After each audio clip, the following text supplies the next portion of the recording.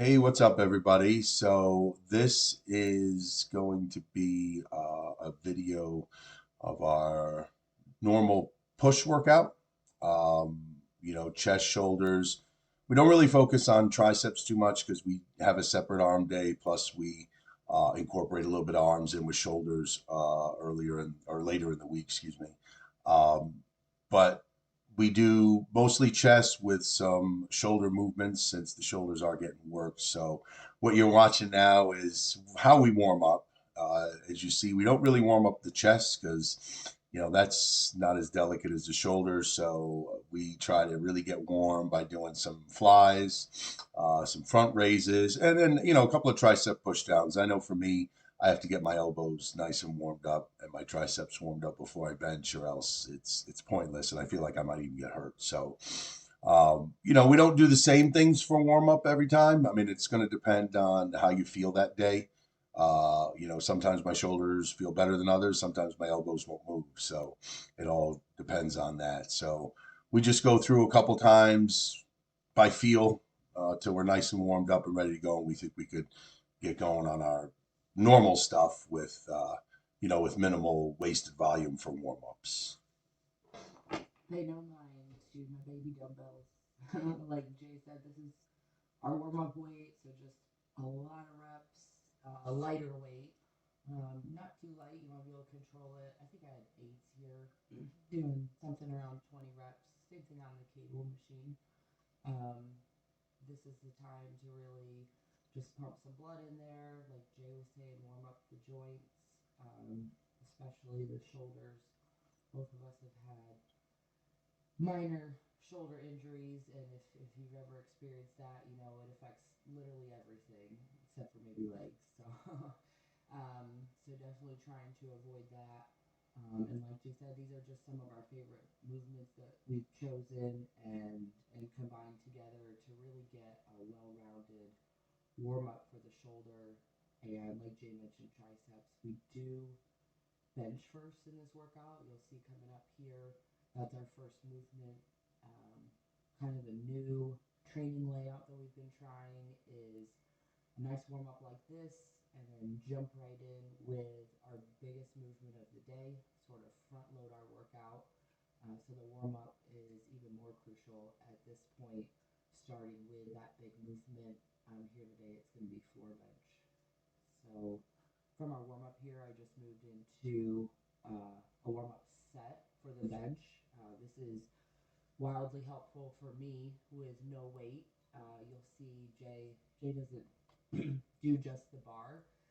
It's really to the individual, but for me, you'll see I pause, I get a big stretch, I move my hand position around. All of that with no weight. I mean, this is really an elaborate stretch for me. I'll also do a lighter warm up set with just a fraction of my weight, like you normally do. But I do include this set with no weight on the bar, really just for mobility reasons. Yeah, and an important point to remember too is, we just got off a long, extended um, diet phase where we were really trying to lose some body fat and tone up a little bit and, just change our shape. So, we haven't done big compound movements like this in quite some time. So, you got to get the muscle memory back. You got to like kind of retrain yourself on the movement patterns and all that good stuff. So, it always helps to do, like she said, a set with the bar and even some light weights. So this is the second week uh, of of this particular split that we're on. Like I said, it's more now transitioning into a building phase. So we're trying to incorporate, some big compound movements here, and so it's going to take some time to work back up to where we left off almost a year ago, if you think about it. So that's a long time in gym years, right? So, um, it's important to make sure you don't rush it, don't try to get up too fast. And what we see here is all of our top sets.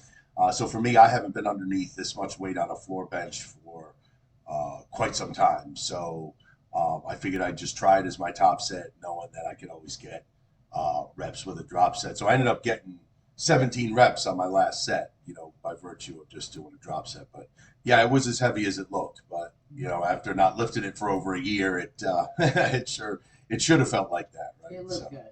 It looked good. But for those of you guys that aren't familiar with floor bench or you haven't tried it, or maybe you think it's really stupid, you wouldn't be the first one to think that when you saw floor bench for the first time. Um, Floor bench we have found to be really helpful with moving this type of weight in this movement pattern while protecting the shoulder. So as I mentioned before, we both have had just kind of nagging shoulder injuries, different places in the shoulder from time to time. But I'll post a video a little more in depth on floor bench and why and how we use it on our Best Life Wellness, our fitness YouTube. I really want to explain kind of in depth how and why you might use this, but we've come to really find it as a valuable tool in our tool belt when it comes to, like I said, moving big weight, doing it safely, preserving our shoulders, but really getting the volume in that we're looking for as bodybuilders.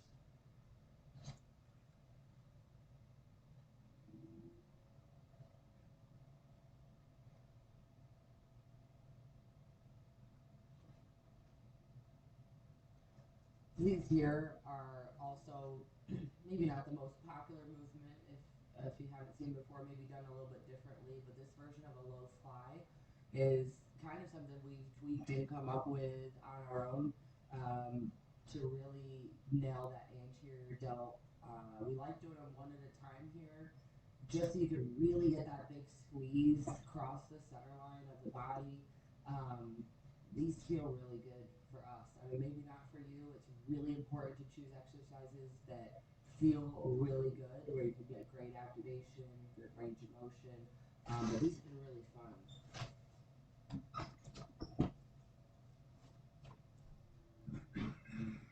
You can see that single arm movement really does allow you to move freely. If you're moving them both at the same time, you're going to be knocking those hands together and just really limited. So I love Jay's definition here is great. You can see exactly where it's working, that anterior delt across the upper part of the chest. Really important to keep your arms out of it so you go nice and light and just get a lot of reps in. Yeah, and I think what you're going to see here too, I think something we tried to do now that we're switching, you know, into more of a building phase is we're trying to maximize our workouts as well. So exercise selection is key here, and I think I've been doing this long enough that I think really what's most important here with what we're trying to do, after all I learned, is you want to get in and out in an hour and 15, hour and 20, maybe throw on like we do a half hour cardio at the end, so you're just under 2 hours at the gym, but not all of that is lifting. So you don't want to wear out your joints or injury, or just do the same movement over and over. So what we tried to do was we tried to pick exercises that complement each other, that you know you get more bang for your buck. So at the end of the day, maybe you only did 3 or 4 things, but you feel like you've worked your entire shoulder, your entire chest, and your triceps are pretty fatigued. So that is really when you see some of these exercises that we're doing. That was one of our main goals in programming, is to try to do more with less, because I think that's probably key when you're doing this, when you're bodybuilding, especially as you're getting up there in age. Like if you want to keep going, you got to start thinking about working smarter, not harder, especially if you got those elbows and shoulders like I do. So Also, too, from this recording, obviously we're recording each other, so you can't see the full layout of our workout. But we do superset a couple exercises. We build some circuits of 3 exercises that we really feel like complement each other, and that serves a few different purposes. It really helps keep the workout moving, helps keep our heart rate up. You're not standing around, waiting for your next set. On the other side of that same coin, it makes you rest in between sets. So this press here, if I'm just standing here waiting for Jay, the temptation is to go as soon as he's done. And you really want to have that rest period, so throw another exercise in there. It'll get you some appropriate rest and help you hit those bigger weights that you want with the appropriate rest periods. and this is an example of a superset. So we would do dips with flies, because again, excuse me, one of the main things we're looking for, like I said, in exercise selection, we want things that really complement each other to give you a total not a total body workout, but if you're going for a push, you want a total push workout.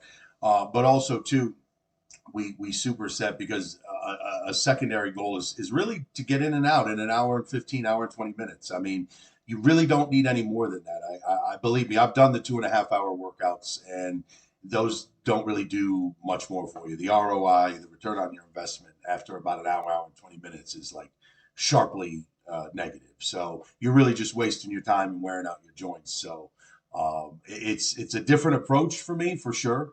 You know, I used to choose the same old exercises and be in there for 3 hours. So now I'm really trying to balance volume, frequency, and intensity, and also time in the gym.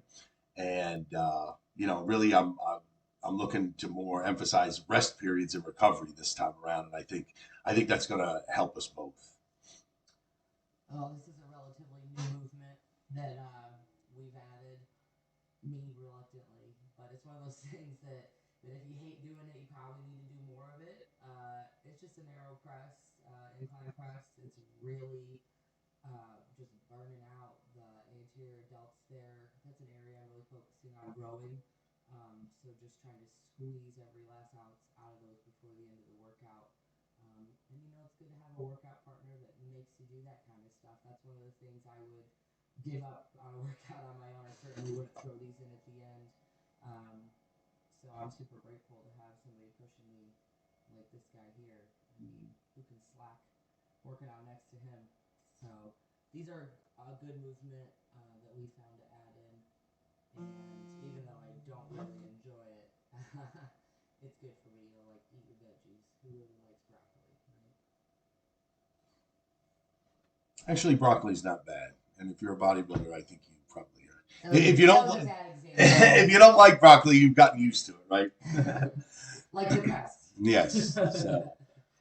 All right, just finishing up here with some abs and then a little bit of cardio. So we did it. We were out in just under 2 hours. So you know, of course, it takes a little bit longer when you're filming and all that, but pretty pleased with that. So everything went good. We got through it. Like I said, this is the second week through this split, so already saw some improvements. I mean, moving more weight, maybe not for the amount of reps you want, but it feels good. It's comfortable, and you know in the back of your head that as soon as your muscle memory catches up, you'll be back to it in no time. So hope you guys enjoyed this. Let us know, comment below. Is there any particular split you'd like to see? Any questions you have? Anything you'd like us to make a video about?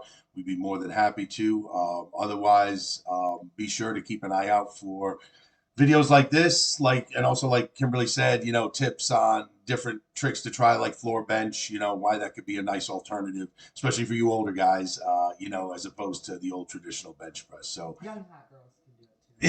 yeah. So again, guys, take care. Hope you enjoyed, and we'll see you next time.